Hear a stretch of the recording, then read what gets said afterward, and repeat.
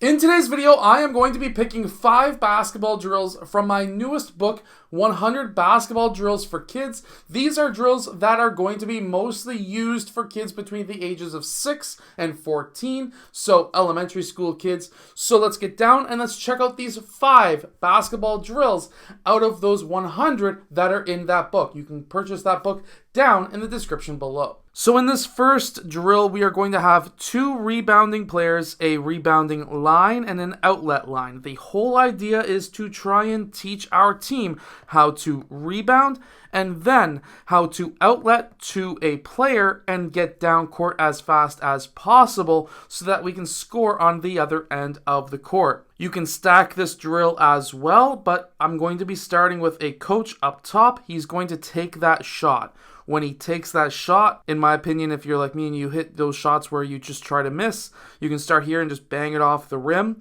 But either way, it's going to hit the rim, and one of these 2 players are going to get the rebound. They're going to be obviously boxing each other out. That's when player 4 blue is going to be sprinting to the wing, and player 1 is going to be outletting that ball to player 4. When that happens, player 4 is going to dribble the ball up middle, and while he is dribbling the ball up middle, player 1 is going to be going up the sideline trying to space the floor, trying to get as close to that sideline as possible. Meanwhile, the first person in this line needs to go and guard player 4, and player 3 red is going to be guarding 1 blue. So how this is going to work is, let's say player 1 gets that ball, 3 is already trying to guard him. Player 1 gets close, player 2 is going to be sprinting to try and guard player 4, and you're going to make that outlet pass. Now, player 4 is going to dribble up middle, 2 is going to be trying to stop him, and player 1 is going to try and sprint down court along the sideline as fast as he can, trying to beat player 3. Before player 4 gets to half or just past half, player 1 should be fast enough to be able to get up the sideline and start cutting into the rim. Once player 4 gets here, this is the time where they should be passing to player 1, ideally, and then you would be scoring. Now, how I like to run this drill, instead of just going to the outlet position, I like to have my players do a C cut across that free throw line, or between the free throw line and the 3-point line.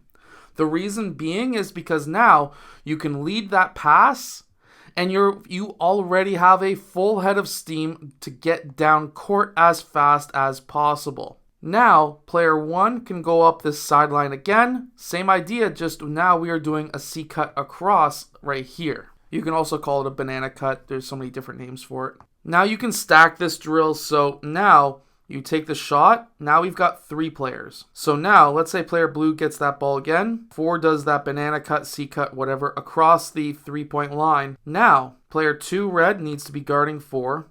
3 red needs to be guarding 1 blue. 3 blue now is guarding 4 red. So now, 4 red is guarding 3 blue. My bad. Either way, player 1 is going to be going up this sideline. Player 4, he's going to be still dribbling, but looking for the outlet first. So before he even takes a dribble, he lands on 2, quickly looks for player 3 cutting across. Now, player 1 is still going down court. Player 4 is trying to sprint in to guard player 3 blue. And player 4 blue goes up this sideline. Notice how this sort of looks like 3-man weave. This is why 3-man weave is so popular, because it teaches these same concepts. Player 3 then dribbles up. And now you've got 2 players who are cutting in, maybe 1 player cutting in, 1 player going to the corner. That gives you options depending on the age of your team.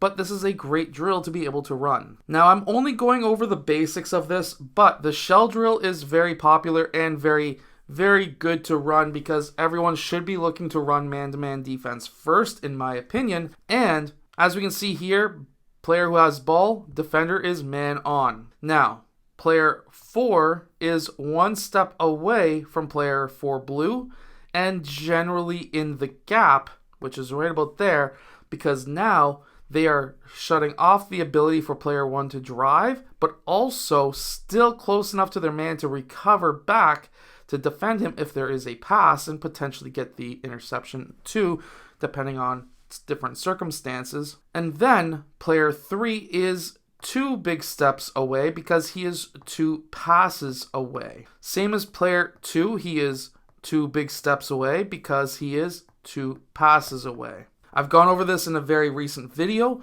so I'm not going to be really breaking it down crazy, but if the ball goes here, this is man on, he's in the gap, they're one step away. Player 5 can start dropping, player 2 can be in the key, depending on if your league has defensive 3 seconds in the key, which generally is some like under 10 leagues and the NBA. And then if the ball gets to player 3, this is man on, generally forcing baseline. Player 2 is way over here to defend him driving. Player 5 will start to drop just a little bit, same as player 1. And player 4 can be in the gap on this side, being one step away from his man. As you can see, this starts to look like a 2-3 zone, which is why I personally dislike leagues that ban zones, because when you run a man-to-man properly, it looks like a zone. But that is the basics of the shell drill. You can have these guys pass that ball around, and the defense will start to move and rotate. So let's say it moves back to here. This is man on, gap, gap, here, here. Ball moves around again. Man on, gap, gap, 2 steps away, 2 steps away. Here, gap, 1 step away. Man on, gap, 1 step away. Start to move over, start to move and protect the paint on this side. This guy being the help defender, this guy being the drop. Pass over here, man on, kind of shadow to force baseline. He's here, he drops. He kind of watches the middle of the key and he gets in gap. Again, looks like a very similar to a 2-3 zone yet again. This next drill is a fantastic drill that you can run, and this is drill number 52 in the book, where player 3 passes the ball out, they chase out, player 5 passes over to player 3, player 5 will then set the screen, and now the defense has to react and call out and talk. Are they going to switch, blitz, whatever it may be? Obviously, if you're 6 years old, you are probably not talking about how to defend a screen, so this would be for older age groups like 10 to 14-year-olds, but this is still a great drill. You can stack it with 3 players as well. So for example, if you stacked it with 3 players, these guys then recover out, and player 5 can pass either right or left, and then he can screen for or away from that pass. Now you're learning off-ball screens, and you can learn on-ball screens as well. How to defend them, but also how to score off of them. So you can do this with a coach passing the ball, or you can do this with a player passing the ball as well. It doesn't really matter, but what you are looking to do is, let's say you have a player passing the ball. Player 1 is going to pass to player 2, or in this case to player 4. If you have a coach doing it, then this could be to any one of these 3 players. But let's say you have a player passing it, because I do not have a coach symbol. Let's say player 1 passes to player 2. Well, now player 2 red needs to go and touch the baseline while we are going in a 3-on-2 situation. Maybe it's not the half-court line. Maybe you want to make it harder, like a 10-second recovery. Maybe it's way over here where he has to touch a chair or a line or something way over here before he recovers back. So it's 3-on-2 with essentially a chaser.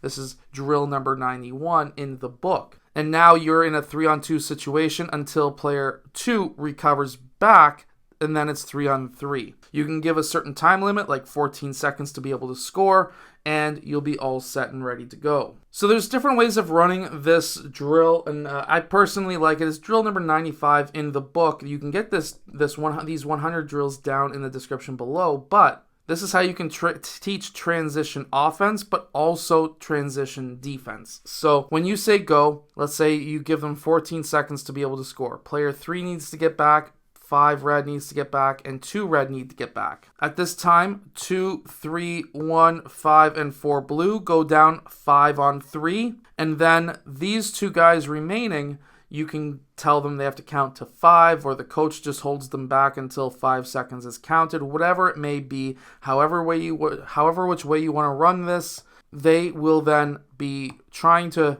score before those 2 recovery players get back. So now you can teach different things. So for example, you can set up the corners. You can set up a quick dribble action where it's a quick dribble handoff with player 5 cutting down the middle, where now potentially, depending on what happens with the defense, he could be open. There could be a player 3 open for 3. This could draw up the defense where there's another pass down low. Whatever it may be. There's so many different types of transition offenses. You can pick your own. But this is just an idea. And then player 4 and 1 will get back on defense and be able to cover the offensive players. So definitely go check out the 100 basketball plays for kids down in the description below. These are 5 drills from that book. I hope that book helps your team win more games, and I'll see you guys again in my next video.